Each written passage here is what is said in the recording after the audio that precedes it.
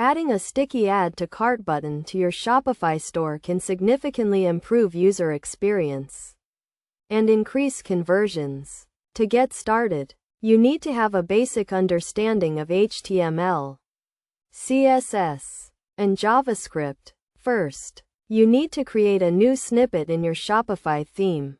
Go to your Shopify admin panel, navigate to the online store section, and click on Themes. Then, click on the Actions drop-down and select Edit Code. In the code editor, click on the Snippets folder and then click on the Add a New Snippet button. Name your snippet Sticky Add to Cart. Next, you need to add the HTML and CSS code for the Sticky Add to Cart button. In the Sticky Add to Cart snippet, add the HTML code that will render the button. This code should include the product ID and the Add to Cart text. Then, add the CSS code that will style the button and make it sticky. After adding the HTML and CSS code, you need to add the JavaScript code that will handle the Add to Cart functionality. This code should listen for the click event on the sticky Add to Cart button and then add the product to the cart.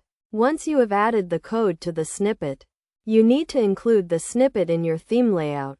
To do this, go to the Layout folder and open the theme, liquid file.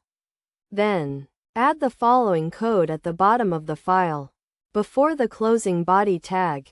This will include the sticky Add to Cart snippet in your theme layout. Finally, you need to test the sticky Add to Cart button to make sure it is working as expected. Go to your store's product page and scroll down to see the sticky Add to Cart button. Click on the button to add the product to the cart. If everything is set up correctly, the product should be added to the cart and the cart should be updated.